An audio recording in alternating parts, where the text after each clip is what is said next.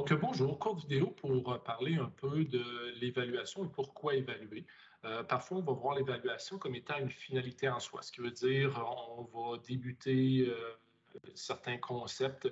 Après les apprentissages des concepts, ben, on va faire une évaluation. L'évaluation ben, va donner un résultat, puis ensuite de ça, on passe à autre chose. Donc, ça, c'est de voir justement l'évaluation comme étant une finalité en soi. Mais si on voyait l'évaluation d'une façon différente, qu'est-ce que ça aurait comme répercussion justement chez les élèves? Donc, de dire, de voir l'évaluation autrement, qu'est-ce que ça veut dire? Bien, si l'évaluation était davantage au service de l'apprentissage, donc n'étant pas une finalité, donc ce qui veut dire qu'il faut faire de l'évaluation en continu tout au long justement des apprentissages, qu'est-ce que ça aurait comme répercussion des élèves? Le fait de faire ça, ça va permettre de redonner un certain pouvoir à l'élève sur son parcours d'apprentissage. Ça va permettre justement d'augmenter la motivation, ça va permettre d'augmenter également l'engagement dans les tâches qu'on va lui demander, puis ça va bien sûr diminuer l'anxiété parce que si on voit l'évaluation comme étant une finalité en soi, bien, une fois que l'examen est fait, j'ai plus le pouvoir, parce que l'évaluation a donné un résultat, j'ai plus le pouvoir de continuer à m'améliorer.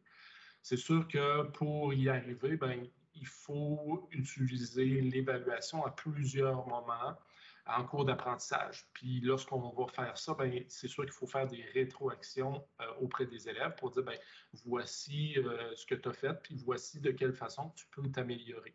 Il y a plusieurs outils qu'on peut utiliser là, pour faire des rétroactions. Une d'elles qu'on pourrait peut-être maximiser pour diminuer un petit peu la lourdeur de la tâche que ça peut sembler justement cette approche-là, bien, c'est l'auto-évaluation. Donc, l'auto-évaluation, c'est un processus que l'élève doit apprendre. Donc, c'est quelque chose qu'il faut lui montrer.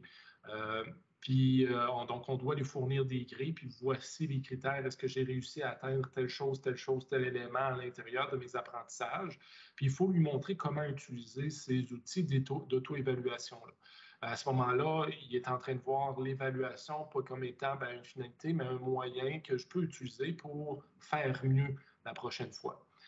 Donc, c'est une chose qu'on devrait essayer de maximiser, puis de montrer à l'élève de quelle façon il peut utiliser l'auto-évaluation pour faire des rétroactions sur ses apprentissages. Mais il y a également l'enseignant qui peut, en cours d'apprentissage, pendant une activité, venir faire une rétroaction à l'élève, puis bien sûr, garder des traces. Donc, garder des traces, ça peut sembler également compliqué. On peut s'aider à l'aide d'outils numériques, exemple les questionnaires interactifs, des grilles numériques, où est-ce que l'élève va pouvoir entrer plusieurs éléments à l'intérieur d'une grille d'une fois à l'autre. Donc ça va faciliter. Mais encore là, ce n'est pas nécessairement l'enseignant qui va utiliser ces grilles-là. Bien, l'élève peut être également une personne qui va venir mettre des commentaires à l'intérieur de ces grilles-là. Tout ça, bien sûr, c'est un changement de mentalité, c'est quelque chose qui s'apprend. Puis il faut montrer aux élèves de quelle façon là, l'évaluation peut être vue comme quelque chose qui va me permettre d'améliorer justement mes apprentissages.